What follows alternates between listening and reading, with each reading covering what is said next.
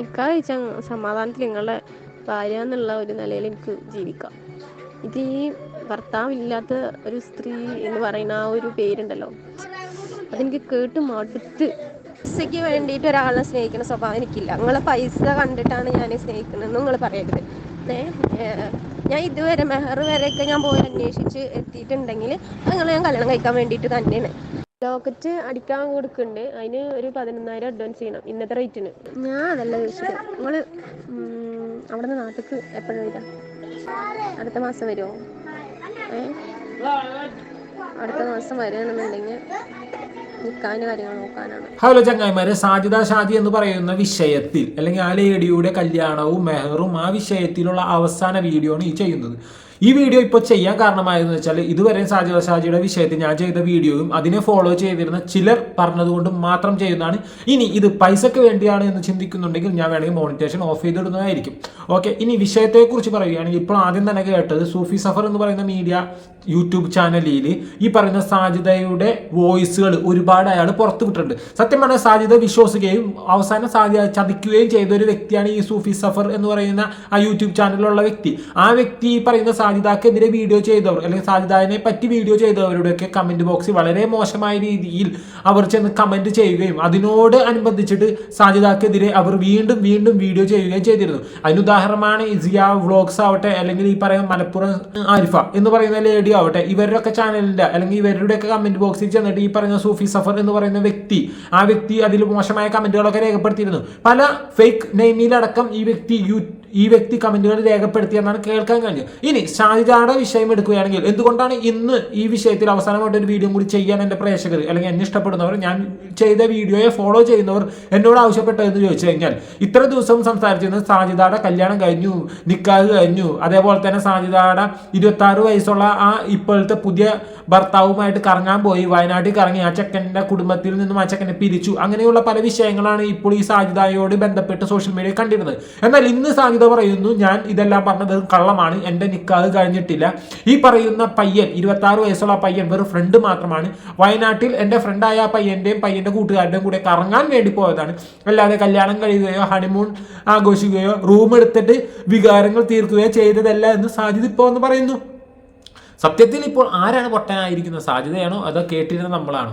സാജിദ് ഇങ്ങനെയൊക്കെ പറയാനുണ്ടായ കാരണം എന്താണ് എന്ന് ചോദിക്കുന്നതിന് സാജിദ പറയുന്ന കാരണം എന്താണ്, ഓരോരുത്തർ വന്നിട്ട് നിക്കാഹ് കഴിഞ്ഞില്ലേ, കല്യാണം കഴിഞ്ഞില്ലേ, നീ വിധവയല്ലേ, നിനക്ക് ഒരു ഈ കൂട്ട് വേണോ തുണ വേണോ എന്നൊക്കെ ചോദിക്കുന്നത് കൊണ്ട് തന്നെ അതിൽ നിന്ന് രക്ഷപ്പെടാൻ വേണ്ടിയാണ് ഇതുപോലെയുള്ള കാര്യങ്ങൾ താൻ സോഷ്യൽ മീഡിയ വിളിച്ചു പറഞ്ഞത്. തൻ്റെ ചാനലിൽ കൂടി തൻ്റെ കല്യാണം കഴിഞ്ഞിരുന്നോ, തൻ്റെ ഭർത്താവ് എന്ന് പറയുന്നത് ഈ 26 വയസ്സുള്ള പയ്യനാണെന്നോ താൻ പറഞ്ഞിട്ടില്ല എന്നൊക്കെ സാജിദ ഇപ്പം പറയുന്നുണ്ട്. എനിക്ക് തോന്നുന്നത് സാജിദക്ക് അപ്ലീഷ എന്നല്ല പറയുന്നത്, മറ്റേ ഓർമ്മക്കുറവുള്ള അസുഖത്തെക്കുറിച്ച് ആ ഒരു അസുഖം ബാധിച്ചു എന്നാണ് തോന്നുന്നത്. കാരണം എന്ന് വെച്ചാൽ സാജിദ ഇന്റർവ്യൂ പറഞ്ഞ കാര്യങ്ങളും സാജിദ തൻ്റെ ചാനലിൽ കൂടിയൊക്കെ വിളിച്ചു പറഞ്ഞ കാര്യങ്ങളൊക്കെ മറന്നുപോയി എന്ന് തോന്നുന്നു. എന്നിരുന്നാൽ പോലും സാജിദ ഇപ്പോൾ അവസാനമായിട്ട് ഇട്ടിരിക്കുന്ന ആ വീഡിയോന്റെ ചില ഭാഗങ്ങൾ നമുക്ക് കേട്ടു നോക്കാം.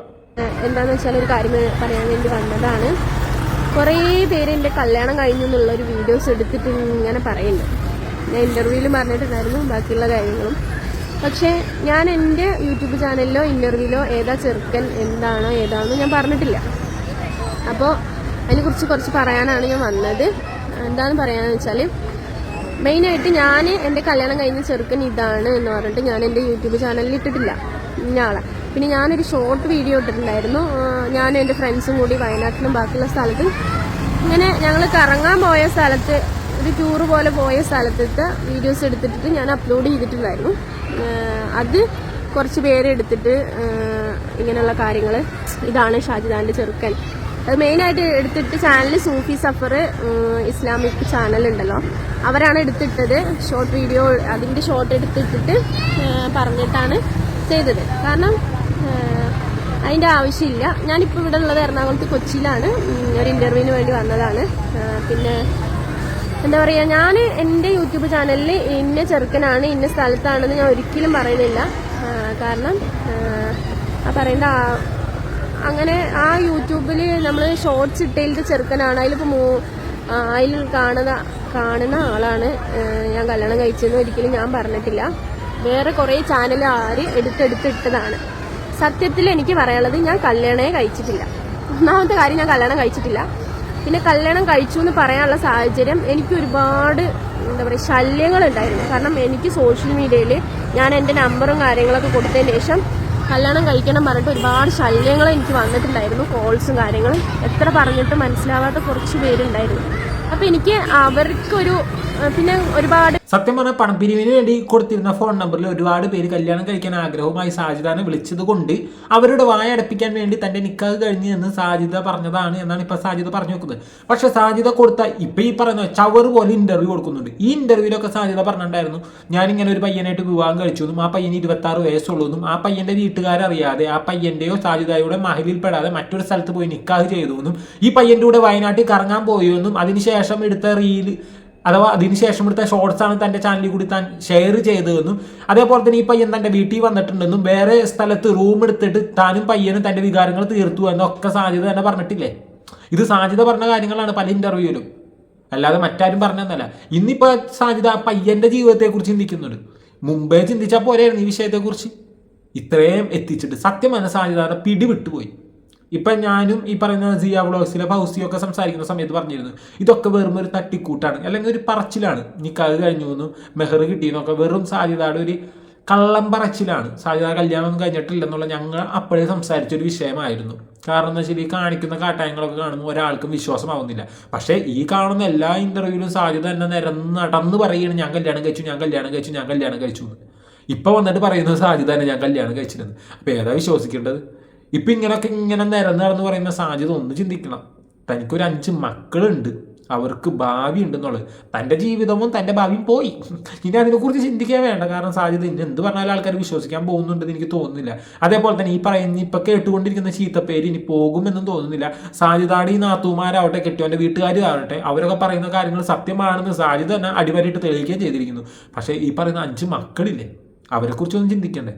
അവർക്ക് ഇനി ഏത് രീതിയിലാണ് ഇതൊക്കെ, എങ്ങനെയാണ് അവർക്ക് ഭവിക്കുന്നതെന്ന് ചിന്തിക്കണ്ടേ? ഇപ്പം 2 പിള്ളേർ ഈ പറയുന്ന ദർസിനൊക്കെ പഠിക്കണ്ടേ, അല്ലെങ്കിൽ ഈ പറയുന്ന സ്ഥലങ്ങളിൽ നിന്ന് പഠിക്കുന്നുണ്ടെന്ന് പറയുന്നത് അല്ലെങ്കിൽ അവരോട് ഏത് രീതിയിലായിരിക്കും സാജിദയെ കുറിച്ച് തിരക്കുന്നതെന്ന് ചിന്തിക്കണ്ടേ? ഇനിയിപ്പോൾ ഈ പറയുന്ന 26 വയസ്സുള്ള പയ്യനെ കുറിച്ച് പറയുന്നല്ലോ, ആ പയ്യൻ്റെ വീട്ടുകാർ ഏത് രീതിയിൽ ഇത് എടുക്കും? ആ പയ്യനൊരു ഭാവിയുണ്ട്, ആ ജീവിതം എങ്ങനെ എടുക്കും? അല്ലെങ്കിൽ ആ ഫാമിലി എങ്ങനെ അത് മനസ്സിലാക്കും? കാരണം ഫുൾ ഡീറ്റെയിലാണ് സാജിദ പറഞ്ഞിരുന്നത്, നമ്മളല്ല ഇത് പറഞ്ഞിരുന്നത്.